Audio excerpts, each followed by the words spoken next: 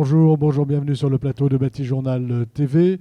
Nous sommes à Angers, au congrès de l'Intec, et avec moi ce matin, Monsieur Étienne Villemain, bonjour. Bonjour. Vous êtes le fondateur de l'association Lazare et du village François. Vous allez intervenir tout à l'heure dans un atelier qui a été appelé « De la rupture à la confiance », et on va voir avec vous en fait comment on reprend confiance, c'est ça? Oui, c'est ça, ouais. D'abord, l'association Lazare, qu'est-ce que c'est?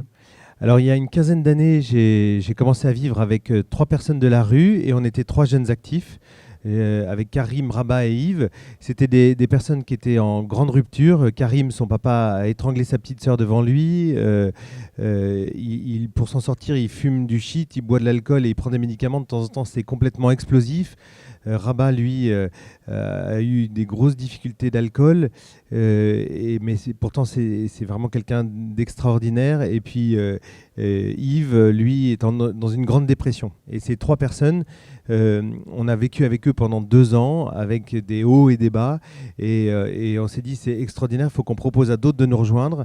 Et on a commencé une expérience. On a développé une colocation, 2 colocations, 3 colocations entre des jeunes actifs et des personnes de la rue. Et à Paris, ça s'appelle l'Association pour l'amitié. Et puis à un moment, je me suis dit, mais le principe est génial, il faut proposer à d'autres. Et je suis parti en région et j'ai créé l'association Lazare. On a ouvert à Lyon, Nantes, Marseille, Angers, Toulouse, une maison à Vaumoise, en Espagne. Ça s'est développé à Valence et aussi en Belgique. Voilà. L'idée, c'est de redonner confiance. Ouais. Aujourd'hui, il y a 500 personnes qui vivent dans ces appartements et c'est des gens qui retrouvent un emploi. Et aujourd'hui, j'ai vu encore sur LinkedIn qu'il y avait une jeune femme qui avait retrouvé un travail. Donc on prend des gens qui sont passés vraiment par une foultitude de ruptures, la dépression, l'alcool, et qui se retrouvent malheureusement à la rue. Et donc on aide ces gens-là à redémarrer en vivant à côté d'autres jeunes actifs qui disent « mais t'es pas plus bête que moi, t'es capable. Tiens, mon père bosse dans une boîte de cartonnerie, il a besoin de quelqu'un pour faire de la mise en carton, est-ce que tu veux venir ?» Et puis hop, la personne redémarre comme ça. Comment on rétablit cette confiance? Comment on la redonne? La confiance, c'est d'abord l'amitié, ça passe par l'amitié. Et l'amitié, c'est comme le Petit Prince, c'est s'apprivoiser. C'est l'histoire du renard. Exactement, on s'apprivoise, on croise quelqu'un qui est allongé dans la rue, qui va pas bien, et puis une fois on se rapproche de lui, après on se met à son niveau, on discute, et puis l'amitié naît, et puis un jour on prend un café ensemble, et puis voilà, c'est le début, quoi. Donc c'est comme ça que ça naît, et puis aujourd'hui une association assez importante. Oui, il y a à peu près en France, entre l'APA et Lazare, il y a à peu près 500 personnes qui vivent dans ces colocations.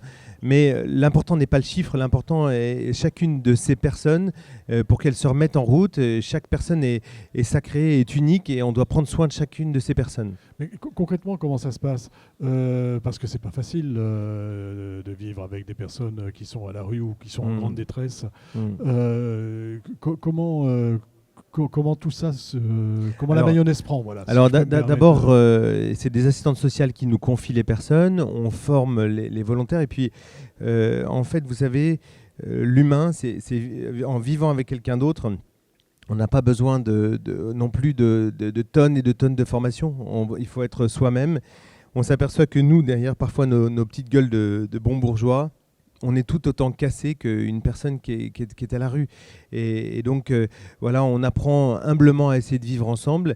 Aujourd'hui, moi, je suis en train de développer avec une équipe un projet qui s'appelle le village de François. Voilà, c'est ce dont je voulais vous parler après. Et c'est pour dire qu'aujourd'hui, il y a tellement de gens qui sont dans des situations de grande fragilité. Il y a 140 000 personnes qui sont à la rue. Il y a 30 000 femmes, par exemple, qui vivent de la prostitution. Et c'est un vrai drame parce qu'elles sont prisonnières. Il y a une personne, je crois, sur 10, une personne âgée sur 10 qui se dit victime de maltraitance. Dans une société où on est hyper connecté, où avec un smartphone, on peut ouvrir à l'autre bout de la planète sa maison, allumer une bouilloire ou téléphoner d'un avion à l'autre bout du monde, on est dans une société où, en venant ici, je suis tombé sur un jeune qui était visiblement un migrant qui est à la rue et qui a dormi cette nuit dehors. Je suis tombé sur un vieux monsieur qui est SDF et qui visiblement a un problème psy important. Comment dans notre société aussi forte, on peut accepter des ruptures aussi dramatiques. On ne peut pas accepter ça. Aujourd'hui, les pouvoirs publics font un travail absolument incroyable et il faut le reconnaître, mais ce n'est pas suffisant. Et en fait, la pauvreté, la précarité, la fragilité, c'est le problème de chacun, de vous, de moi, des gens qui nous regardent. La précarité, la fragilité, on doit tous se sentir responsables. Donc l'idée du village de François, c'est de dire, trop souvent, les normes nous enferment dans des catégories. Les normes sont là pour nous protéger et pourtant, là, elles nous enferment. C'est-à-dire qu'on va mettre les handicapés d'un côté, les prostituées de l'autre, les vieux d'un côté, les jeunes. Et de temps en temps... on ne peut pas en sortir, en fait. Exactement. De temps en temps, on dit « Oh, c'est extraordinaire, on a fait une crèche au milieu d'un EHPAD, c'est magnifique, etc. » Et en fait, qui aujourd'hui veut aller dans un EHPAD ? Personne ne veut aller dans un EHPAD, dans une espèce dans une espèce de garage de mouroir, etc. Personne ne veut. Et en fait, on s'aperçoit que nous, l'idée du village de François, c'est de se dire on veut faire vivre ensemble ces gens. On veut faire vivre des familles, des personnes de la rue, des jeunes, etc. Et toutes ces personnes ne sont pas vues au travers de leur fragilité, de leur handicap, mais elles sont vues au travers du fait qu'elles sont une personne. Et donc le village de François, première chose, c'est d'essayer de décloisonner ces publics. Pas n'importe comment, avec une certaine façon d'organiser les choses, une certaine ingénierie humaine, on va dire. La deuxième chose, c'est développer de l'activité pour que ces gens puissent travailler. S'ils travaillent, eh ben, ils participent et ils sont co-créateurs, ils participent à la création de la richesse. C'est plus des poids pour la société, ils sont trop souvent considérés comme des poids. Là, d'un seul coup, ils sont responsables, ils sont fiers d'eux. Et puis la troisième dimension, c'est une dimension écologique dont vous avez parlé hier, dont on a parlé hier à ce salon. Il y a des ruptures terribles en termes d'écologie. Eh bien, l'écologie ne se fera pas sans mettre l'homme au centre, le plus fragile. Je vous invite à lire un texte absolument incroyable. Alors, c'est le pape François qui a écrit ça, c'est Laudato Si, mais le pape ne l'écrit pas pour les cathos, il écrit pour le monde entier. Et dans cette encyclique, il invite à mettre l'homme au centre et il dit que l'ensemble est un tout.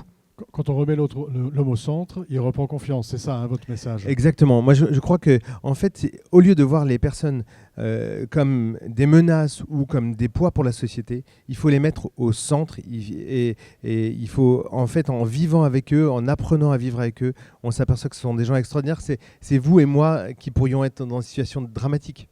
Alors, j'espère que ni vous ni moi n'arriverons à ces extrêmes, mais c'est vrai que c'est important de remettre l'humain au centre. Quel rapport avec les économistes de la construction ? Parce qu'on peut se dire, tiens, voilà une association caritative intéressante qui fait des très beaux projets, mais pourquoi être ici ? Pourquoi vous venez ici chez les économistes de la construction ? Et quel est le message que vous voulez leur délivrer ? Alors, je pense que c'est un métier capital, c'est un métier pour lequel j'ai beaucoup d'admiration, parce que c'est mettre de l'intelligence dans les travaux, c'est de mettre une vraie ingénierie, et ce sont des génies ces gens-là, pour moi, et je les remercie. En fait, on a fait des travaux dans différents sites, et par exemple, on a étudié les questions de chaudière, et l'économiste de la construction dit, mais mets un peu plus là, et sur 20 ans, 30 ans, tu vas payer 10 fois moins. Et c'est des gens, moi je les remercie parce que l'objectif de nos maisons, c'est pas qu'elles nous coûtent du pognon, c'est qu'elles permettent d'héberger des gens. Et cette ingénierie, elle calcule les économies d'énergie, elle calcule les travaux en disant bah, on va peut-être pas mettre cette matière, on va mettre cette matière parce que ça va moins s'user et puis surtout ça coûtera moins cher. Et donc c'est une espèce d'ingénierie, d'intelligence qui est nécessaire. Je dirais que sans les économistes, on va construire un bâtiment avec des économistes de la construction et quand ils travaillent en bonne intelligence aussi avec les structures, eh ben, on construit un habitat partagé, un habitat où on est heureux et on se sent bien. Et où on reprend confiance. Et on reprend confiance. Merci. On a besoin des économistes pour qu'ils nous aident à reprendre confiance. Et merci à chacun de vous. Merci d'être venu sur le plateau de Bâti Journal nous parler donc de l'association Lazare et du village de François et de vos rapports donc avec les économistes de la construction. Une émission à retrouver sur notre site internet Bâti Journal TV et sur le site de notre partenaire l'Intec. Merci à vous. Merci.